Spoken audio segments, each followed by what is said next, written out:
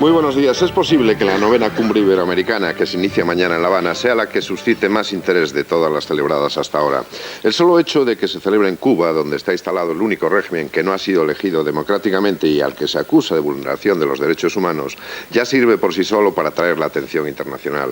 Pero es que además esta cumbre sufrirá un boicot sin precedentes con la ausencia de los máximos mandatarios de 5 países de Iberoamérica.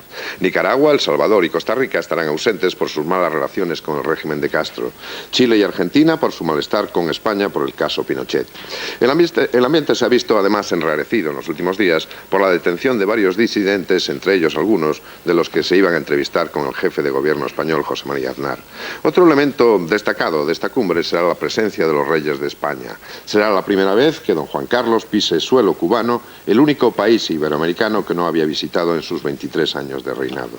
Es posible que cualquiera de estos acontecimientos logre ocultar las cuestiones de fondo, pero a partir de mañana en La Habana se van a plantear temas tan cruciales para las precarias economías de América Latina como la situación financiera internacional en una economía globalizada, la economía y sus efectos en un continente con enormes desigualdades sociales. De todo esto vamos a hablar con nuestro invitado de hoy, un profundo conocedor de estas cumbres desde el puesto que ocupó hasta hace poco tiempo, vicepresidente primero de la Comisión Europea, encargado, entre otros muchos asuntos, de las relaciones con Iberoamérica. Don Manuel Marín, muy buenos días. Buenos días. Vamos a ver, está usted ahora de profesor en la Universidad Carlos III. ¿Cómo le explicaría usted a sus alumnos presentes o futuros de qué vale, para qué vale una cumbre como esta? Las cumbres, y en el caso concreto de la cumbre iberoamericana, lo que es fundamentalmente es un lugar de encuentro. Un lugar de encuentro pues, que permite normalmente discutir cuestiones bastante generales y sobre todo tener un gran número de contactos bilaterales entre las distintas delegaciones donde sí a veces se pueden resolver cuestiones concretas. Pero la vocación de estas cumbres no es, digamos, obtener resultados tangibles en términos de solución de problemas específicos. Es mucho más un lugar de encuentro que un lugar de negociación. En la 7ª cumbre celebrada en Chile, todos los presidentes firmaron un documento en el que se decía que había que respetar las reglas democráticas, algo que firmó incluso el propio Fidel Castro. ¿Se ha avanzado algo en esto? ¿O cree usted que esta cumbre servirá para que evolucione el régimen en la isla? El régimen en la isla seguramente no.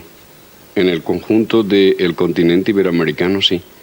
Se ha producido, naturalmente, todavía hay muchas lagunas, si sabemos de dónde venimos en los últimos 10 años, un movimiento hacia la recuperación de los sistemas democráticos prácticamente en todos los países, democracias que funcionan mejor o peor, pero si se compara al final del siglo lo que es Iberoamérica o Latinoamérica con lo que fue hace 10 años, tanto en términos económicos y financieros y sobre todo en materia de libertades públicas, derechos humanos y regímenes democráticos, el cambio ha sido fundamental.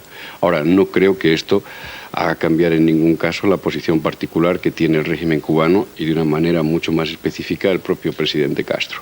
Usted es experto en cooperación y desarrollo con el tercer mundo, pero también estudia ahora mismo las intervenciones humanitarias, algo muy sensible desde los conflictos de Ruanda y de Kosovo. ¿Cuándo y con qué límites hay que intervenir? Pues las intervenciones humanitarias serán cada vez más necesarias en la medida en que el orden internacional se vaya fracturando cada vez más. Porque en ocasiones, y esto hay que tratarlo con una cierta delicadeza, muchas veces las grandes intervenciones humanitarias para lo que sirven es como una gran coartada que oculta muchas veces la falta de intervención política. Y entonces no se quiere hacer posicionamientos políticos y se activa y motiva la intervención humanitaria porque siempre es algo que a priori va a dar una respuesta. El sentimiento de generosidad, de solidaridad, está en la opinión pública, está en los ciudadanos que se movilizan cuando hay una catástrofe o cuando hay un conflicto. Pero en ocasiones había que preguntarse otra pregunta previa. ¿Por qué no se hace diplomacia preventiva? ¿Y por qué en ocasiones no se toman decisiones de tipo político que permitan evitar los conflictos? Incluso a veces recurriendo a la fuerza. El problema es que ese recurrir a la fuerza se sitúa en este momento también en el final del siglo en una situación de crisis general de todo el sistema de arbitraje internacional que heredamos de la Segunda Guerra Mundial.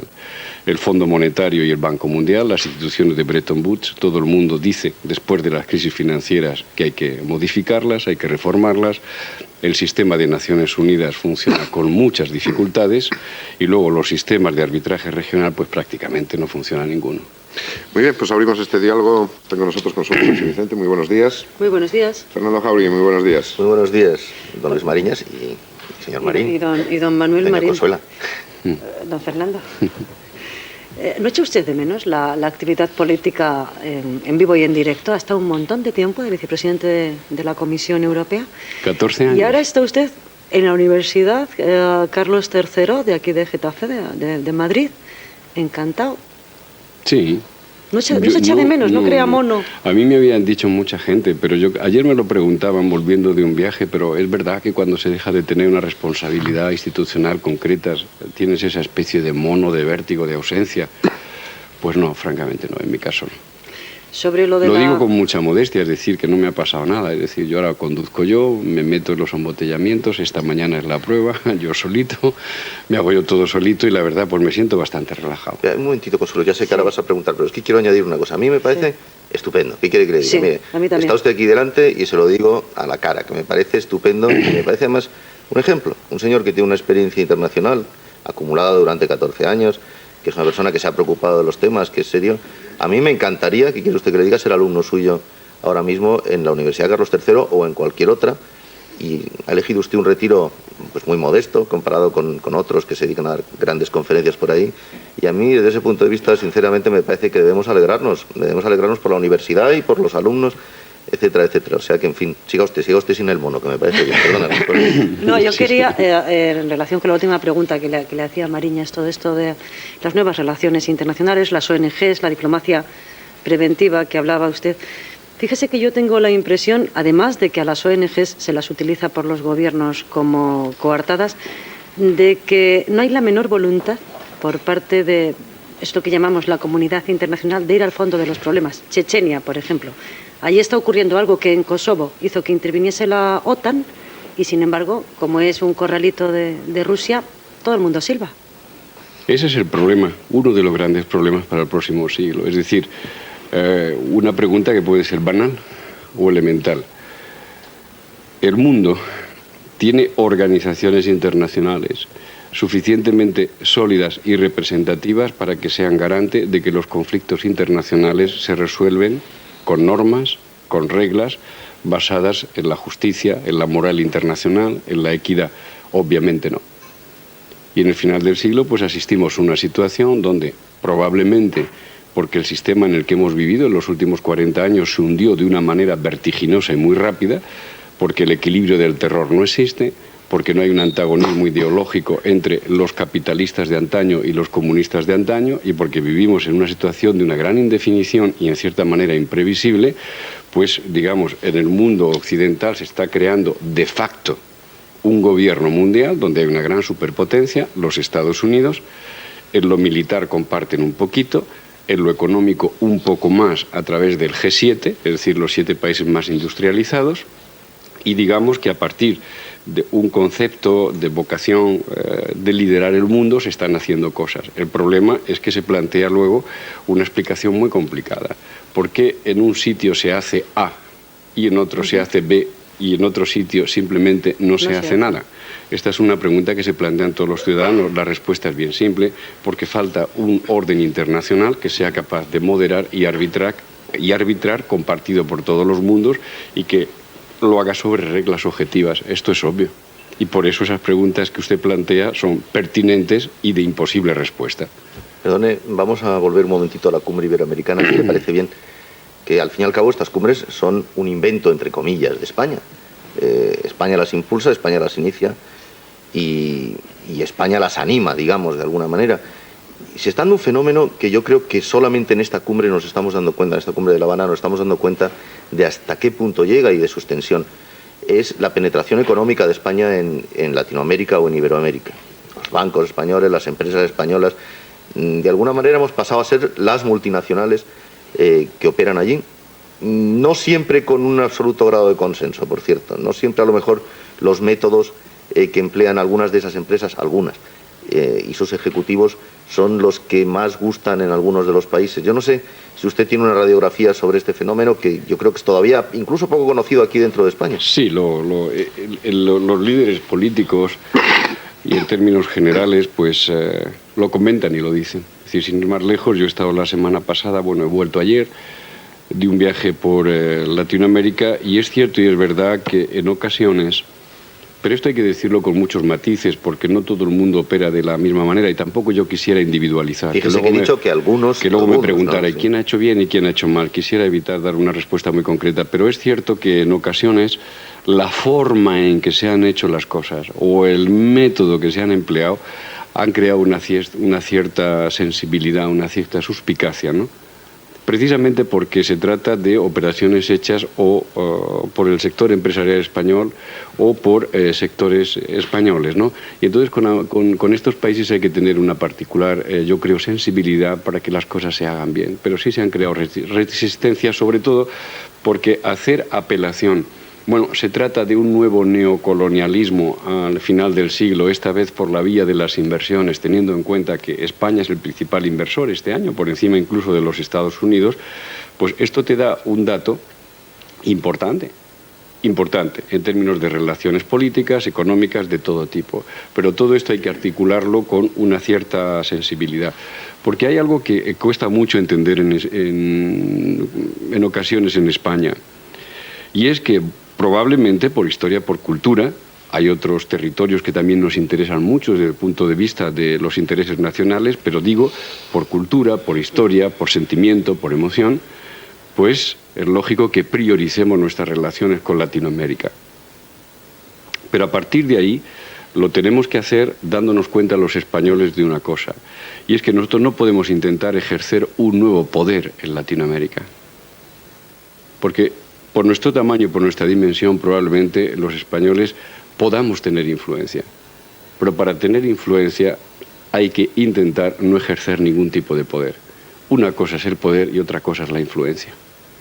Esto no es una disquisición de nuevo profesor, esto es una situación de matiz que es muy importante. Y jugar nuestra influencia en América Latina hay que hacerlo, porque tenemos influencia y reconocimiento. ¿Por qué ocultarlo? Pretender situarse en una posición de poder es lo que puede crear esta situación de rechazo inevitable a un ejercicio que a veces se ve mal. Lo que da la impresión No sé si estoy intentando, por no entrar en posiciones muy individualizadas, dar una explicación que a lo mejor no se entiende bien, pero yo espero que se me haya comprendido lo que quiero decir. Se le entiende casi todo, ¿eh? ¿Eh? Sí, yo por no individualizar a nadie, que ha habido efectivamente solemnes meteduras de pata, que es lo que interesaría aquí, lo que te pregunta todo el mundo. ¿Y quién ha metido la pata? Yo prefiero no entrar en ese tipo de cosas. Yo le quiero preguntar por un caso individual. Me lo he recordado cuando ha utilizado usted la palabra neocolonialismo. El caso Pinochet. ¿Comparte usted o no lo que dijo Felipe González de que, bueno, él creía que la colonización española en Iberoamérica se había acabado hace tiempo? Bueno, eso yo creo que fue mucho más una butata. No sé cuál sería el equivalente en castellano, ¿no?, de Felipe González.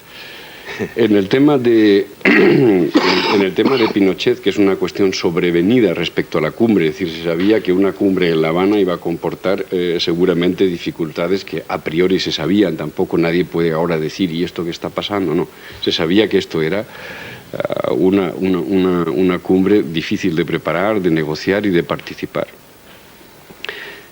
Felipe González lo que acertó fue la definición del escenario político, de las reacciones que se iban a producir. Y la prueba evidente es que hay dos países que no han decidido por este motivo no ir. En la definición del escenario político acertó. Pero claro, en este momento, como se está haciendo en nuestro país, de estar constantemente dándole vueltas al tema de Pinochet, ya no se puede llorar sobre la leche derramada. Se puso en marcha un procedimiento judicial y ese procedimiento judicial tiene que producir sus resultados, que ya los ha procedido en el escenario político. Ya, pero ¿hay leche o no? O sea, ¿cree usted que esto tendría que haberse evitado? ¿O está bien que vaya adelante? Esto? Pero sí. ¿De qué vale? Desde el momento que se pone en marcha este mecanismo judicial, ya planteárselo todos los días es inútil. Claro que ha tenido efectos y claro que ha tenido efectos negativos. Yo digo que sí está bien. Me está preguntando si yo estoy de acuerdo con que se ponga en marcha. O que se esté intentando juzgar a este señor. Me explicaré, si me permite, le daré mi punto de vista. Yo particularmente, como demócrata, estoy satisfecho, si me hace la pregunta a mí en el plano personal. Ahora bien, el problema que tiene este tipo de procedimiento que se ha hecho desde España es el siguiente. En primer lugar, la explicación. ¿Por qué Pinochet sí y otros no? Es la primera pregunta. Le digo de argumentos que me han dado a mí esta última semana. En segundo lugar, una pregunta fundamental. En Roma, hace escaso tiempo, se puso en marcha el Tribunal Penal Internacional, ¿verdad? Y ese Tribunal Penal Internacional lo que pretendía era precisamente suplir esta laguna que existe en el orden jurídico internacional para buscar que sea un Tribunal Penal Internacional multilateral, compuesto por jueces nombrados con un consenso general a nivel mundial, lo que juzguen este tipo de crímenes contra la humanidad. ¿Cuántos países lo han ratificado? 120. Estados Unidos no. Estados Unidos No, lo han ratificado, lo han firmado, no, sí. ratificado no. El problema es que Hay se necesita... de plazo, me parece, hasta final de año. Claro, solamente 4. Solamente Y 4. deberíamos hacernos unas preguntas elementales. ¿Lo han ratificado las Cortes Generales? Las nuestras todavía no. Evidente. ¿Ves lo que quiero? Y Francia, y el otro, y el otro, y el otro, y el otro. Es decir, en tanto en cuanto no seamos capaces de alumbrar normas de tipo general, respetadas por todos, que objetivamente permitan justificar este tipo de cosas, será fácil dar el salto al escenario político. Esa es la explicación que quería darle. Y los otros no, cuando se dice otros no, muchas veces los ejemplos se refieren a Fidel Castro, porque Pinochet sí, No, Fidel Castro no solo el caso Fidel Castro, es decir, el problema que tenemos en América Latina hay que tener en cuenta también los procesos de transición que tuvieron la mayoría de los países, porque no es el caso solo de Chile, es el caso de Argentina, fue el caso de Uruguay, fue el caso de Paraguay, fue el caso de Bolivia. En América Central fue el caso o no de El Salvador, fue el caso de Guatemala, fue el caso de Nicaragua. Es decir, estos países alumbraron la democracia sobre la base de un proceso de transición interno que dio ciertos resultados históricos. Ciertos resultados históricos, como aquí en España lo hicimos a través de la ley de amnistía que dio el rey.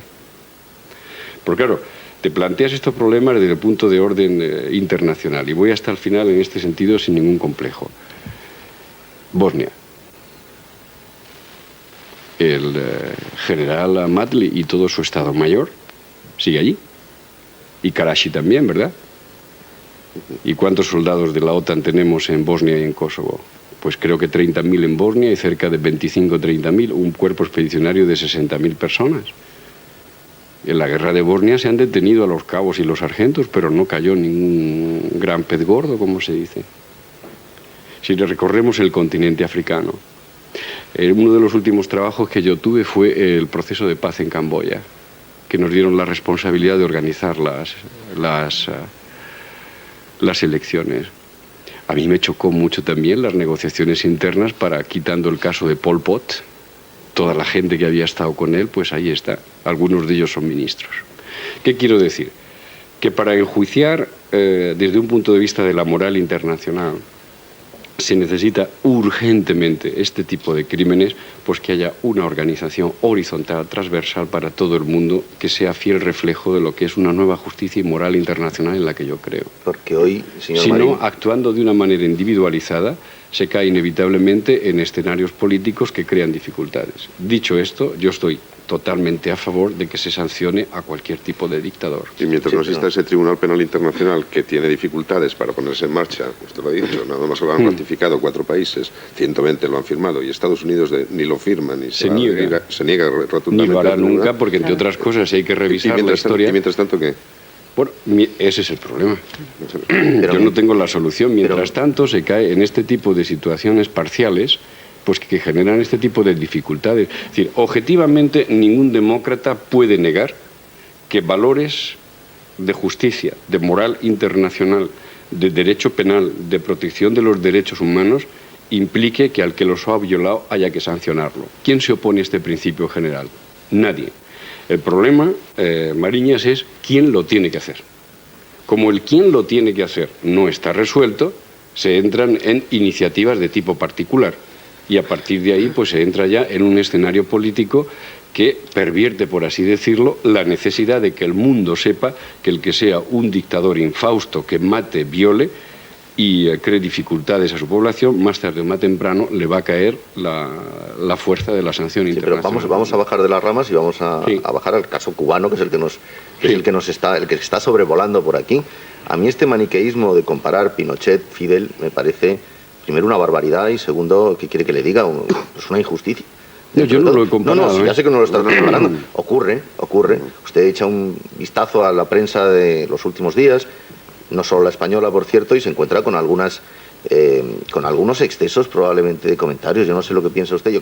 Naturalmente que lo de Cuba es una dictadura, naturalmente que lo de Castro es una dictadura, naturalmente que se pisotean los derechos humanos, pero yo creo que hay que comparar casos, situaciones sociales también y coyunturas, ¿no le parece a usted? Yo creo que lo de Cuba merece una explicación un poco más profunda, quizá, que esa mera comparación Pinochet-Castro, ¿o no? Yo creo que no se debería hacer este tipo de comparación en ningún caso, ¿no? Y explicaré por qué. Porque creo que en tanto en cuanto no se resuelva, insisto, y no por quedarme en la estratosfera, ¿no? Luego le responderé más precisamente a su pregunta, se encuentre un modus operandi a nivel internacional, siempre se va a intentar pues este juego de comparaciones, por qué en este caso sí, por qué en este caso no, y finalmente pues la opinión pública no va a entender o va a entenderlo cada cual a su manera, y se creará el conflicto de los escenarios políticos diferenciados. En el caso de Cuba, Cuba tiene cosas, digamos, de un gran reconocimiento en lo que ha supuesto de positivo la revolución cubana, que lo ha tenido, para el propio pueblo cubano, en el sentido de que la revolución tiene grandes logros. Basta visitar Cuba para saber que dentro de su pobreza, y mucho más después del hundimiento de la Unión Soviética, pues elementos como la salud de base, la educación universitaria, la atención general al individuo, pues es algo notable en un país que es pobre. Desde un punto de vista del ejercicio de las libertades públicas, ¿Cuba representa lo que se podría considerar por nosotros un país democrático? No, evidentemente no. Evidentemente no. A partir de ahí, Cuba se encuentra en un contexto internacional que es, pienso, el último caso de guerra fría que existe en el mundo. Un embargo totalmente injustificado por parte de los Estados Unidos. Es totalmente falso la pretensión norteamericana de que Cuba constituye un problema para su seguridad nacional. Eso es una broma. Cuba para Estados Unidos es un problema estrictamente de agenda electoral de los grandes partidos norteamericanos. Es un problema de agenda electoral. No es en absoluto, a pesar de la última carta de la señora Albright. Oiga, pues como ahora estamos ante elecciones, no le quiero ni contar lo que puede ser aquello, ¿no? Evidentemente, ¿qué ocurre? Todo el mundo sabemos que es un año preelectoral. Y como Cuba no es seguridad nacional, porque esto no es serio, Cuba no es un peligro para los Estados Unidos, es falso, eso es falso. Sí es un problema de agenda electoral. Sabéis que cuando lleguemos a las primarias de New Hampshire, inevitablemente los líderes tendrán que inventarse enemigos exteriores, porque es una de las claves de la política norteamericana.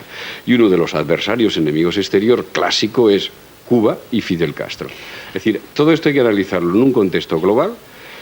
Es la resultante todavía de la Guerra Fría, con un embargo absurdo e injustificado, y con un problema a corto plazo de agenda electoral norteamericana, con grandes logros en el plano de la revolución, con grandes ausencias también en el plano de las libertades públicas.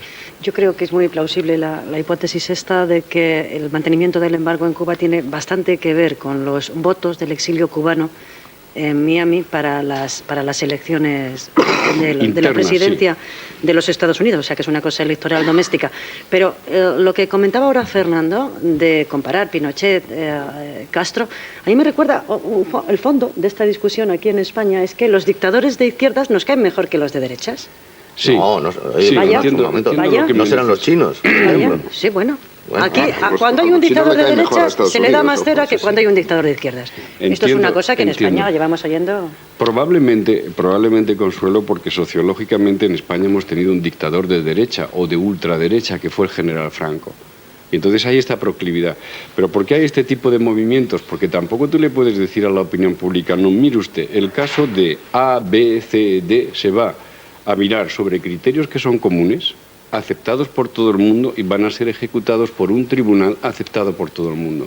Como hay esta terrible ausencia, inevitablemente, Consuelo, ¿en dónde se cae? Cosa que molestaba al señor Marillas. En la casuística, en el caso particular, y sobre el caso de particular, divisiones diferentes. Pero esto pasa no solamente en el caso del Tribunal Penal, en las intervenciones o no en las guerras, porque unas necesitan el Consejo de Seguridad de Naciones Unidas, otras no. ¿Verdad? Porque en unos casos se ejercita la diplomacia preventiva, porque en otros casos no. Y Dios mío, ¿qué está costando en el caso de Chechenia? Pues el poder entrar en términos de ayuda humanitaria. ¿Por qué? Usted lo ha dicho brutalmente, probablemente porque todo el mundo tiene su corralito y cree y entiende que en su corralito pues puede hacer. Como eso no se juzga por nadie que tenga esa autoridad sobre todos ellos, pues se entra en este tipo de escenario, Claro. el debate político. Y no hay cosa peor que los derechos humanos, que son derechos fundamentales, sean objeto de interpretación política, porque todos estamos perdidos.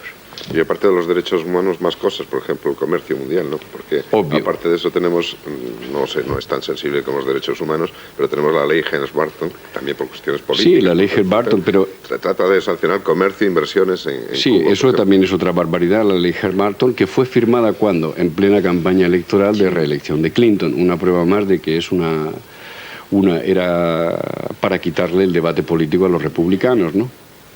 Bien, eso son cosas que ocurren. Desgraciadamente es así. Se está viviendo cada vez más en el unilateralismo. Y el unilateralismo, es decir, decisiones individuales porque falla el esquema colectivo. Y cuando falla el esquema colectivo y se deja individualmente hacer a cada uno, ¿quién impone siempre la solución, señor Mariñas? El más fuerte. Sí, pero ¿y Europa puede hacer algo, por ejemplo, para tratar de que no se impongan sanciones a una empresa española, una empresa hotelera española en este no caso? se podría hacer porque el hecho de que esto es más una consecuencia de la campaña electoral, es decir, todo el mundo va a pedir sanciones durante la campaña electoral norteamericana. El primero que lo pida va a provocar que el otro pida más. Así es el juego electoral allá. No se puede hacer. Porque el arreglo que existe con Estados Unidos, firmado y aceptado por ellos, por la administración norteamericana, que no por el Congreso, es que la primera sanción que se imponga a una empresa, sea española u otra, europea, automáticamente el panel dentro de la Organización Mundial del Comercio en Ginebra se dispara. Es decir, que ellos, yo creo que esto es más un amagar que dar. Ellos no van a dar, porque si dan, se abre el panel. Y todos sabemos que no puede Estados Unidos generar un gran problema en términos de comercio mundial, porque los primeros días de la Organización Mundial del Comercio inician las nuevas negociaciones del final del milenio. Y los Estados Unidos no van a crear ese tipo de conflicto. Que el Departamento de Estado se haya visto obligado a mandar ciertas cartas, sin duda porque hay una enorme presión en el Congreso. Sin duda. Es decir, es un país que tiene unos enormes valores, Estados Unidos. Yo admiro mucho a Estados Unidos, pero luego tiene ciertas perplejidades. Pero fíjese, ahora que estamos hablando de Estados Unidos... Y saldrá el tema de Cuba, el tema de Fidel, saldrá otra vez recurrente el tema de Saddam Hussein. Pero déjeme, ahora que estamos hablando de Estados Unidos, déjeme ser un poquitín chauvinista, un poquitín. Porque fíjese, está la cumbre iberoamericana que al final la está alentando España y que no gusta mucho a los Estados Unidos y que provoca ciertos recelos incluso empresariales, porque España está penetrando mucho en Cuba hasta donde se puede penetrar y eso ya hemos visto que en Estados Unidos no gusta mucho. Acaba usted de decir una cosa que es un dato que yo no sé si es suficientemente bien conocido por nuestros espectadores y por los españoles en general. España es ahora mismo la primera potencia económica en Latinoamérica. Cierto. Por delante de los Estados Unidos. Cierto. España, que es un país... Este año, digamos, inversiones, la 11ª potencia económica como mucho, comparada con ese supergigante que es Estados Unidos. Y hay un tercer dato que a mí me gustaría comentar. El español, la extensión del español. Del idioma. Curiosamente, sí, del idioma español. Curiosamente, en vez de retroceder en América Latina, está penetrando en los Estados Unidos el español. Cosa que no sé si ocurre exactamente en la misma medida en Europa o en otras partes, creo que en absoluto. Pero también sí está ocurriendo en Estados Unidos. ¿No le parece a usted que eso, hombre, por lo menos debemos meditar sobre estos 3 puntos? Sin duda. Es decir, España es una potencia mediana. España tiene que aceptar el límite de sus posibilidades de trabajo a nivel mundial. Sería absurdo que también, porque ciertas cosas nos vayan bien en el caso de Iberoamérica, que nos diéramos otra vez la dimensión imperial. Yo creo que de las pocas cosas afortunadas que tenemos los españoles es que, siendo consciente de la historia que hemos llevado en algunas partes de los últimos siglos, pues somos bastante consecuentes y sabemos que somos un país que es mediano a nivel mundial, probablemente la 9ª o 10ª potencia, pero mediano, y tenemos nuestros límites. 2. Después de haber hecho esta operación, de saber dónde están nuestras posibilidades, se está trabajando esencialmente en nuestras 2 áreas de mayor interés. Una, la de vecindad geográfica, el Mediterráneo y el Magreb, por razones obvias, que no necesito yo creo que desarrollar por razones obvias, y otras también por razones, como decía antes, históricas y culturales también, por responder al idioma, que es nuestras relaciones particulares con Latinoamérica. Probablemente, aunque este año hemos sido los principales inversores por delante de los Estados Unidos, nosotros no vamos a alumbrar un nuevo orden internacional, no tenemos capacidad. Probablemente podamos tener ideas, pero no capacidad, ni para negociarlo y mucho menos para imponerlo. Pero sí que hay datos de lo español en el mundo que nos dan pues una plataforma muy fundamental en relación con otros países. Y básicamente no será las inversiones de Telefónica o del Banco de Vizcaya, que en sí mismo es importante, o de Argentaria o de Dragados, por citar a la gente que está allí metidas y tal. Que hay mucha más de la que usted está citando. La que estoy diciendo también, Resol, etcétera, de todo, CEPSA, todo el mundo que está sede allí, Endesa, es que no se moleste nadie conmigo, porque hay muchos y muy buenos. Pero lo que nos da un dato de valor universal es efectivamente el idioma. Y hay que ser consciente de ello. Y tanto es así que es la enorme extensión del idioma español en Estados Unidos. Que hay un sector muy ultraconservador y reaccionario en Estados Unidos ligado al Partido Republicano que lo quiere evitar y ponerle freno. ¿Y por qué?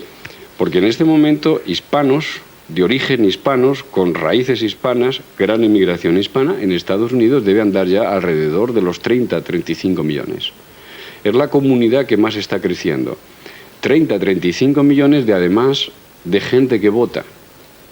De gente que vota, porque la abstención en Estados Unidos es increíble de alta, pero ese sector vota. ¿Por qué? Porque ocupa desgraciadamente en la sociedad una posición muy marginal y es muy acreedor de ayudas, de políticas sociales y de políticas de acompañamiento. Y ese voto cada vez está siendo más decisivo.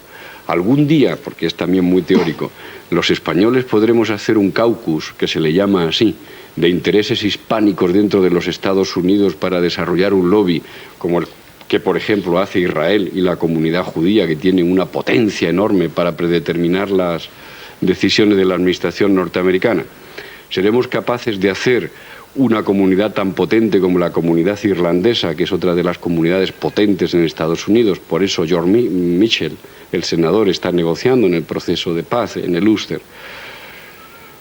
Nos hemos planteado eso muchas veces en términos intelectuales. Yo creo que se podría hacer siempre que se haga con calma y tranquilidad, y que había que plantearse, ¿por qué no?, dentro de los Estados Unidos, respetando lo fundamental de este país, el plantearnos una vez, dar el salto a articular de alguna manera unas relaciones privilegiadas con todos los hispanos de Estados Unidos. Hay campo allí, no solamente el idiomático y el cultural. Pero esto es una vía que había que explorar. ¿Y usted cree que algún día el euro podría tener más valor en América Latina que el dólar? Porque en estos momentos eso es como se visualiza al final las influencias, ¿no? Mira, en la reunión que yo estuve previa a la cumbre, es la primera vez que yo se lo oí decir de una manera tan fuerte. Sabía la posición del presidente Menem, de Cardoso, el presidente de Brasil, que dijo, al menos para Mercosur probablemente nosotros necesitaríamos un mini Maastricht. Dijo mini Maastricht, es decir, se lo están planteando. Que el euro y el dólar se van a disputar en el escenario financiero internacional en el próximo siglo, no te quepa duda, no te quepa ninguna duda. Es decir, lo que no tiene sentido es que cuando el euro sea ya moneda definitiva, en el próximo siglo, pasado este pequeño periodo transitorio, pues nosotros como euro vamos a representar el número 1 en depósitos en el Fondo Monetario Internacional, será el mercado de obligaciones más importantes del mundo. En términos de PIB exportador y de comercio superamos de muy largo a los Estados Unidos, y eso poco a poco tendrá que tener sus efectos. Yo creo que sí, pero tardará tiempo. Y ojo, siempre y cuando el euro signifique estabilidad, seriedad, rigor, crecimiento económico. Y si eso se plantea de esa manera, el euro se consolida y el euro va a disputarse con el dólar. Sin duda, esto va a llegar. Algo que ha aludido usted ahora, el proceso de paz del Ulster. Hoy tienen que seguir esas conversaciones del senador Mitchell con las partes, pero se están produciendo unos movimientos, parece que bastante interesantes, del IRA, de la ETA local, que parece para entregar las armas. Para entregar las armas, y que podría conducir dentro de nada a unas muy buenas noticias para el Ulster, ¿no? ¿Usted ha tenido oportunidad, en el tiempo que ha estado en la Comisión Europea, de ver ese proceso, al comienzo de ese proceso, Solo al principio, bastante de cerca? Sí, Y me gustaría saber, Marín, sí. su opinión, ¿cómo lo ve? O sea, si cree que estamos más cerca de buenas noticias que de malas noticias en Irlanda, y cómo está viendo también la tregua española. En Irlanda sería maravilloso que se consolide el proceso de paz, porque no solo por la referencia, que creo que tiene una dimensión, unas formas, unas expresiones bastante distintas al problema nuestro, ¿no? Porque finalmente los problemas de violencia dentro de un territorio pues tienen una etiología, tienen unos orígenes que son bastante diferentes. Pero dicho esto, creo que puede haber buenas noticias. Si la paz no se ha roto ya en el Ulster es simplemente porque los engranajes de la paz, al final, cuando ya se ponen en marcha y terminan consolidando posiciones de paz, nadie quiere romper la baraja. Se estaba en una posición archidelicada, es decir, bueno, porque usted quiere la paz, hombre, entregue las pistolas, y entregue las metralletas, y entregue la dinamita, ¿para qué la quiere? Y venga a formar parte del gobierno. Es que se trata de eso, se trata de eso. Yo creo que eso se va a producir y sería muy bueno. Sacar de ahí paralelismos o consecuencias respecto al tema nuestro, nunca he sido muy partidario, porque no por nada, sino porque el País Vasco pues tiene su propia naturaleza, el problema, sus propias consecuencias. La tregua pues me parece sumamente positiva y ojalá hubiera tregua definitiva y ojalá hubiera la paz y ojalá pudiéramos encontrar una solución de una vez por todas, porque es tremendo y termino con esta reflexión, no quiero jugar a ser Casandra, señor Mariñas, pero ¿cuántas cosas no se han arreglado en la transición española? Pero hay una que no hemos sido capaces de arreglarla, una. Digo, se han arreglado o se han buscado soluciones, no digo que España sea un país fantástico y todo esté bien. Hombre, va mejor. Esa una que usted dice va mejor. ¿Cómo? Esa una que usted dice... va mejor, sí. Si estamos hablando de la violencia de ETA, del terror... Que va mejor. Eso va mejor. Hombre, que va mucho mejor, y soy en este sentido optimista, pero quiero decir que es la única gran cuestión histórica, a eso me refiero, que no hemos sido capaces todavía de arreglar. Y entramos en el próximo siglo. Pues se ha arreglado la convivencia pacífica entre los españoles, sí. Se ha enterrado la guerra civil, sí. Se han apagado los rencores dentro de la sociedad española, sí.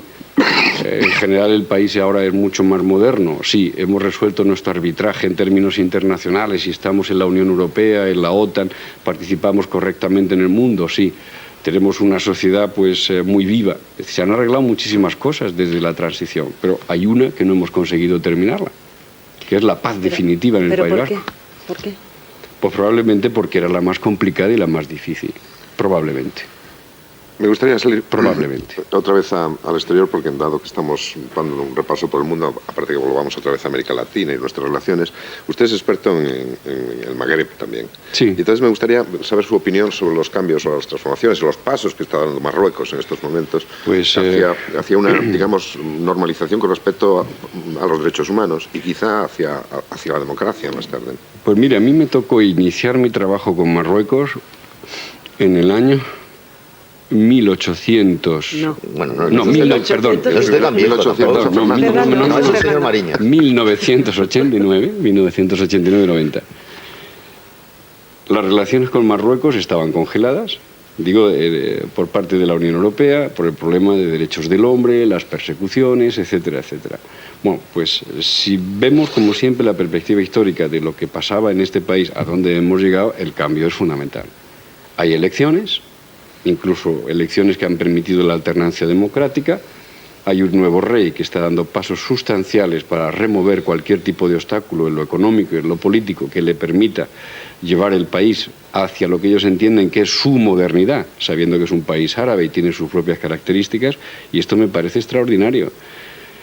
Los españoles tenemos que estar muy atentos a lo que ocurre en esta zona, en el Mediterráneo y en el Magreb en particular, porque ahí tenemos un gran potencial, pero también tenemos problemas, que es lo que normalmente se llama las interdependencias negativas. Tenemos un problema de migración, tenemos un problema de terrorismo, tenemos un problema de narcotráfico, etcétera, etcétera, que sería la parte negativa. Y en la parte positiva, darnos cuenta, pues, como yo dije aquí una vez, y se montó un taco hace 4 años, espero con Julio César Iglesias, espero que no me pase, a ver si de verdad los españoles comprendemos de una vez por todas, y repito lo que dije, porque me escribieron muchas cartas insultándome, que en Marruecos y en Túnez y en Argelia ya no hay moros, ahora hay vecinos. Y eso cuesta mucho ¿Le entenderlo en insultaron España. por eso? Uy, cuando yo dije, sí, porque a mí me tocó, fíjate, Consuelo, negociar 2 veces el acuerdo de pesca en situaciones límites y 2 veces el acuerdo de asociación con Marruecos, en una situación de tensión muy fuerte. Y yo impuse allí en Bruselas y convencí aquí de que era mejor buscar la cooperación permanente que el enfrentamiento. Y se me ocurrió decirlo esto aquí en este estudio hace 4 o 5 años. Dije, mire, y esto solo se podrá entender y cambiar el día que comprendamos que la gente del Magreb ya no son moros, como decimos los españoles, son los moros, no. A partir de ahora son nuestros vecinos. Y con los vecinos, cuando bajas y sales de tu casa por la escalera, le saluda, eres amable, buenos días, ¿cómo está usted? Si tiene un problema le atiendes, si le puedes ayudar, le ayudas. Eso es la cooperación en buena vecindad. Eso, señor Marín, es claro, me un mandaron poquitín teórico eso. No. Sí, no, pero es verdad. Vamos a ver. No, Hombre, claro que es verdad. Empezaron a llegarme cartas pues, de los sectores frutícolas españoles, lo van entendiendo ahora, cómo usted quiere abrir. Y yo hice ese acuerdo y me encuentro muy pero satisfecho. déjeme que le diga una cosa, señor Marín. Y hay que ser generosos en el tema de naranjas, hay que ser generosos Por en el tema del tomate. Por simple supervivencia. No, porque nuestra, claro, lo que no podemos pretender nosotros es negociar la seguridad, le dejo ahora enseguida, porque nos interesa. Solamente. O negociar el tráfico de pateras, por el problema humano y político que significa. El tema del hachís, el tema de lo otro, ¿no? Hay que enmarcar eso en un cuadro global, sabiendo que cuando tienes relaciones de vecindad, caramba, pues tienes que hacer mediaciones y arbitrajes. Pero hay países que quieren defender. Por eso sus me mandaron mercados. aquellas cartas cuando yo dije, no, en el sur ya no hay moros. Sí. Ya no hay moros, hay que desterrar del vocabulario español la idea peyorativa del moro. Nosotros tenemos ciudadanos árabes que son vecinos. Pero ese es el gran debate que tiene Europa. Quiere decir, y en España. En España ahora mismo estamos discutiendo una ley de extranjería o una ley de inmigración que está provocando, que está causando ronchas incluso entre sectores del propio gobierno, probablemente, porque no es lo mismo lo que piensa Asuntos Sociales que lo que piensa Interior sobre este asunto. Todavía ese concepto de Europa fortaleza, cerrada a cualquier inmigración exterior, que por cierto necesitamos porque Europa se está quedando sin mano de obra para determinadas cosas, todavía eso es un tema que no acabamos de superar los europeos, digo, y los españoles tampoco. Y el problema es que España es la puerta de entrada, sí. O nos han otorgado la llave los demás europeos para que impidamos, digamos, esa entrada masiva de inmigrantes que va a ser inevitable. Y a eso no acabamos de darle solución. Ni ustedes en su tiempo en la comisión de ahora, de antes, ni en la de ahora, ni creo que en muchos años todavía. Haré una reflexión que puede ser a lo mejor excesiva. Ser Europa fortaleza es un disparate. Es un disparate. ¿Pero lo somos? No totalmente. Hay, digamos, ejercicios muy preocupantes de racismo, de xenofobia, que están teniendo incidencia en las decisiones políticas internas, porque efectivamente partidos de extrema derecha pues están llegando ya al 20-25% en países, y esto se puede entender. Me estoy refiriendo al caso de Suiza, al caso de Austria, al caso de Francia. Afortunadamente en España todavía no tenemos un partido, digamos, de extrema derecha o de gran derecha, derecha dura, que reclame la expulsión de los extranjeros y caigamos en racismo y xenofobia, pero es un dato. 2. Una reflexión que decía a lo mejor extrema. Todos los imperios cayeron porque no supieron cuidar la periferia. Y todos nos entendemos. Así cayó Roma. Y Europa no puede caer así. Roma que era Europa en esos tiempos. El Imperio Romano era Europa. Digo, pero porque nos llevaría una explicación, pero creo que nos hemos entendido rápidamente. Otro aspecto importante. De nuevo, hacer discusiones sin plantearse el esquema general, lo de la mano de obra. ¿De verdad vosotros que sois periodistas creéis que se va a entender en España, todavía con un 10, un 11% de desempleo, que dentro del acuerdo de cuotas de migración España integre 600.000, 800.000 magrebíes para ir a la construcción o a las tareas agrícolas? ¿Te imaginas el debate social que se va a crear en nuestro país el Yo no año sé que si se va a viene? entender, señor Marín, pero le voy a decir una cosa. Sí. No sé si ¿Entendéis? 600.000. La gente va a decir, Perdone. bueno, ¿cómo tenemos nosotros españoles aquí que están parados o aparentemente parados, y se nos está diciendo al mismo tiempo que para ir a la construcción Señor o Marín, para ir a la perdone. agricultura Señor Marín, se necesita importar mano de obra? Preguntemos a los constructores, preguntemos a los empresarios agrícolas a ver si no necesitan, no sé si 600.000, pero sí 200.000. Digo Naturalmente 200, que sí. 300, 400, pregunte pero el usted problema... en una el zona problema- que le gusta, en Almería, ¿Sí? en Níjar, pregunte usted qué españoles están dispuestos a recoger debajo de los invernaderos a 40 grados las A frutitas. eso voy. Claro. A eso voy. Es decir, fíjate tú que nos está si es lo que quería provocar, Consuelo, deliberadamente vuestra reacción, por eso lo hice en términos de pregunta, mi ventaja ahora de ser profesor, que soy más libre para hablar. Pues eso quiere decir que para resolver el problema de conflictos internos y externos que se van a crear, porque es que va a llegar a España, cuando sean esos 200.000, los de Almería, 40 grados en la construcción, el debate que ha habido en otros sitios en Europa. Y habrá gente que empezará a decir, ¿y por qué tengo yo que pagar mis impuestos si una parte de mis impuestos vayan para seguro del desempleo si resulta que estoy viendo que hay trabajo disponible y, como usted dice, hay gente que no quiere trabajar porque es muy duro? Ya estoy harto de pagar impuestos. Ojo, porque son debates desconocidos en España. Yo los he vivido muy bien en Bélgica, en Francia, en Alemania, porque son países que han utilizado el sistema de importar mano de obra porque sus nacionales no querían, algunos de ellos, trabajar. Ese debate no ha habido todavía en España, se va a producir. ¿Cómo terminar con este tipo de cosas? Y si nos planteamos de una vez por todas que la mejor forma de evitar este tipo de problemas que van a venir es decididamente transferir una parte de nuestra riqueza a la vecindad. Porque las diferencias que hay ahora entre un marroquí y un español es de 1 a 12. De 1 a 12. Haría preguntas muy elementales. Tú eres una mujer, Consuelo, que estás harta de llevar una vida, digamos, de postergación en el plano familiar, tienes una prima o una tía o cualquier cosa que está viviendo en España o en Francia, que te llama por teléfono y te dice, oye, mira, yo te acojo. Y terminas con tu vida, digamos, sin perspectiva, a lo mejor harta, sometido a una situación familiar que no te gusta. Seguro que te planteas gastarte 200.000 pesetas y coger una patera.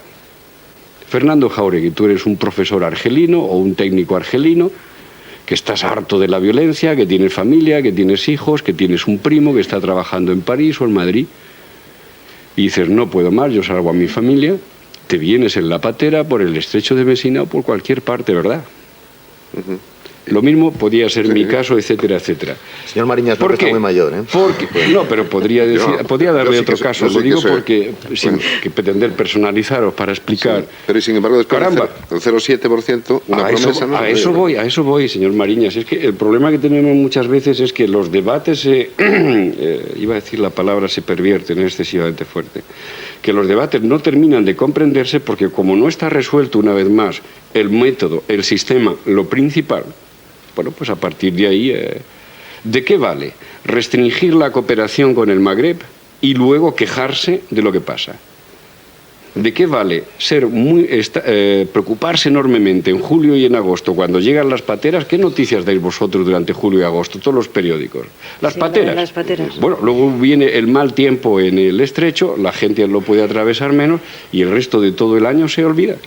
Hay otra noticia que pues bueno, gastarse dinero en cooperación, transferir riqueza, sí, transferir una parte de nuestro PIB, va a dar más resultados a medio y largo plazo que los helicópteros de la Guardia Civil vigilando con los rayos infrarrojos cuántas pateras atraviesan la noche por el estrecho. Estoy convencido de eso. Por eso me parece ridículo muchas veces los debates que dicen, sí, pero esta gente terminarán exportando naranjas. Pues claro, y exportando tomates, claro. ¿Y por qué no lo hacemos esto en común? ¿Por qué no desarrollamos una cooperación en común que nos permita obtener los beneficios de esta cooperación? Me niego. Hay una reunión ahora de la Organización Mundial de Comercio, claro, donde los países europeos van a plantearse como una fortaleza su mercado. Ahí voy. Si yo estoy provocando este tipo de reflexión deliberadamente. El proteccionismo agrícola no hay quien los quiera levantar aquí tampoco. Bueno, eso es rentable para mañana. Un error a medio y largo plazo. Un error a medio y largo plazo. Estoy convencido de eso. Don Manuel Marín, queda un minuto nada más. Pues entonces ya... No, hay un asunto... Pero no se vaya todavía. No. Hay un asunto si supiera la gente cómo he llegado aquí en medio del embotellamiento... Oiga, como todos. Ya no me da tiempo a la... No, era sobre el huracán Mitch y demás y las ayudas. Que la gente tiene la percepción de que hay poco control de esas ayudas. Es decir, que es difícil de que lleguen muchas veces a los Mira, Honduras no es el Deutsche Bank. Y entonces muchas veces pretender imponer criterios de performance o de rentabilidad financiera a lo que se hace en países muy pobres, cuya administración pública es muy débil, es bastante complicado. Dicho esto, hay que oponerse a cualquier tipo de manipulación de lo que implique la ayuda humanitaria o la reconstrucción en estos países. Pero insisto, que los europeos no confundamos Honduras o Nicaragua como si fuera el Bundesbank o la banca de Inglaterra. No, es otra cosa. Pues don Manuel Marín, profesor de la Universidad Carlos III y experto conocedor de Madrid, la prueba es que se ha perdido y ha dado vuelto por el Escorial para venir a Prado Rey. Muchas gracias por haber estado aquí hoy. Gracias a vosotros. Gracias, Consuelo. Muy buenos días. Gracias, Fernando. Cuídese, señor Marín. Gracias. Bueno, nosotros volveremos otra vez aquí con todos ustedes mañana en los desayunos de Radio Televisión Española, su lugar de encuentro. Gracias y hasta mañana.